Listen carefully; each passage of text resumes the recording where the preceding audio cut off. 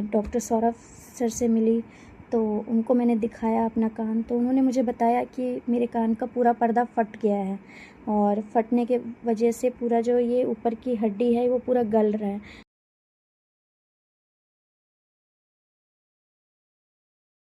Hello, नमस्ते। मेरा नाम ज्योति है और मुझे कान में प्रॉब्लम था।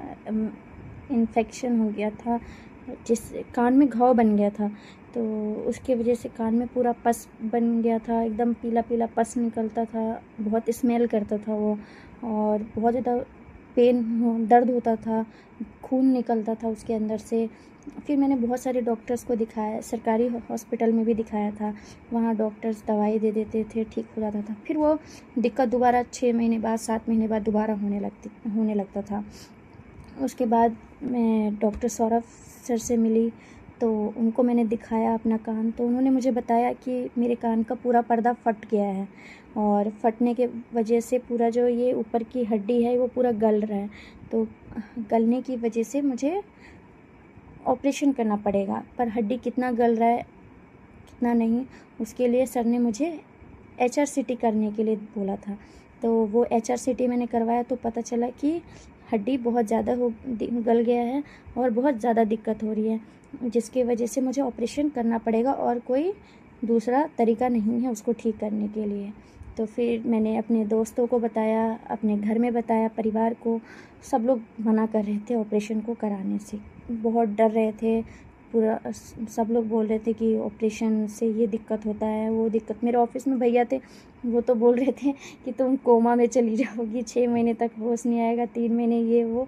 और मेरी भाभी हैं अपनी, वो कह रही थी कि मैंने भी ऑपरेशन कराया था कोलकाता में, लेकिन क्या हुआ कि वो ठीक नहीं हुआ। तो उनके साथ ऐसे ऐसे दिक्कत हुआ, मुझे सब लोगों ने बहुत डराया।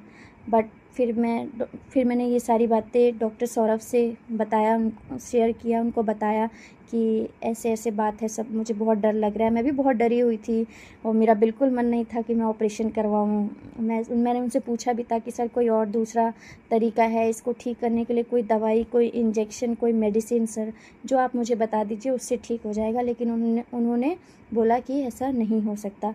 उस टाइम पे मेरे बड़े पापा, उनकी डेथ हो गई थी, तो मुझे कोलकाता जाना था। वहाँ भी उन्होंने मुझे, सर ने जाने से मना कर दिया, बोला कि इस टाइम पे आपकी कंडीशन ठीक नहीं है कि कहीं जा सको, तो सर्जरी आपको जल्द से जल्द करवाना पड़ेगा। तो उस बीच में मैंने सर की पूरी बात सुनी, फिर सर ने मुझे समझाया कि कैसे कैसे होगी चीज़ें। उन्होंने बहुत इतने अच्छे से मुझे समझाया कि मुझे बिल्कुल डर नहीं लगा और मुझे बहुत कॉन्फिडेंस आ रहा था। जब मैं सर से मिल रही थी मुझे बहुत कॉन्फिडेंस आ रहा था। जैसे मैं सर के कैबिन से निकलती थी, थोड़ा बहुत फिर भी थोड़ा सा डर रहता था। हालांकि सर मुझे समझाते थे, लेकिन फिर भी थोड़ा थोड़ा तो डर रहेगा ही, क्योंकि ये मेरा पहला ऑपरेशन है। इससे पहले मुझे कोई प्रॉब्लम नहीं है, मुझे कोई ऑपरेशन नहीं हुआ, कोई दिक्कत नहीं है, ना कोई बीमारी, ना कोई भी किसी चीज़ से एलर्जी, कुछ नहीं है। फिर मैंने सर को कॉल किया, मैंने कहा सर मैं रेडी हूँ कल की सर्जरी के लिए। तो फिर सर ने मुझे बोला कि मैक्स हॉस्पिटल की OT को बुक किया उन्होंने। उसके बाद मैं वहाँ गई और मैं हॉस्पिटल जाने तक बहुत डर रही थी रास्ते में। तो उस डरते डरते हॉस्पिटल गई। वहाँ पे मैं गई तो नर्स जो थी वहाँ, उन्होंने पता नहीं यहाँ पे कुछ लगा दिया था, तो मैं और डर रही थी। उन्होंने अपना अपना कपड़ा दे दिया था मुझे पहनने के लिए। तो उसके बाद कपड़ा पहना के वो ऑपरेशन थिएटर के लिए ले जा रहे थे। फिर भी मैं उस टाइम ऑपरेशन थिएटर में जाने से पहले बहुत रोई थी, काफ़ी ज़्यादा मुझे डर लग रहा था, मैं रो रही थी। फिर मैंने सोचा और कोई ऑप्शन भी नहीं है, कोई दूसरा तरीका भी नहीं, करना तो पड़ेगा ही। फिर जब मैं ऑपरेशन थिएटर में गई, उसके बाद कब मेरा ऑपरेशन हुआ, मेरे साथ क्या हुआ, कैसे, कुछ भी मुझे पता नहीं चला।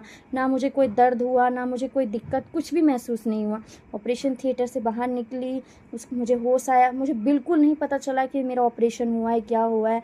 फिर उन्होंने मुझे अपने रूम में भेज दिया।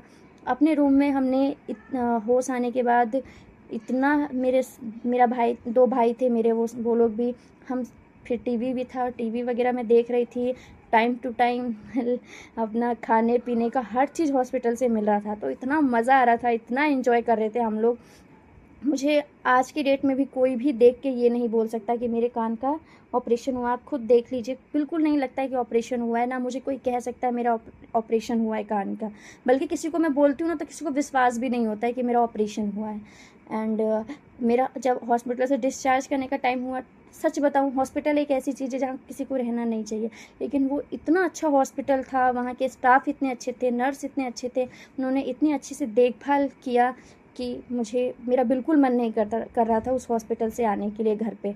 ऐसा लगता था वहीं रहूँ, वो इतने ऐश और आराम की ज़िंदगी थी। लेकिन हॉस्पिटल में कौन रहना चाहता है, बट इन सब के लिए इन सब के लिए और सारा थैंक्स सौरभ सर को। उन्होंने बहुत ज़्यादा मतलब इतने अच्छे से मेरी सर्जरी की है ना, मुझे बिल्कुल नहीं महसूस होता है कि मेरी सर्जरी हुई है, और डरने वाली कोई बात नहीं है, बिल्कुल भी डरने वाली बात नहीं। उससे पहले तो मैं डर रही थी, लेकिन आज की डेट में मैं अपनी पूरी लाइफ को एंजॉय करती हूँ, हर चीज़ करती हूँ, और अब मैं बिल्कुल खुश हूँ, ठीक हूँ। हालांकि इस बीमारी से मुझे छुटकारा मिल गया, वरना हर टाइम क्या होता था, कान से पानी आना, पस निकलना, स्मेल करना। मैं रास्ते में चलती थी, मुझे बहुत शर्म आता था कहीं आने जाने में, क्योंकि मतलब बहता रहता था कान, बहुत दिक्कत होती थी। लेकिन अब ठीक हूँ, तो थैंक यू सौरभ सर।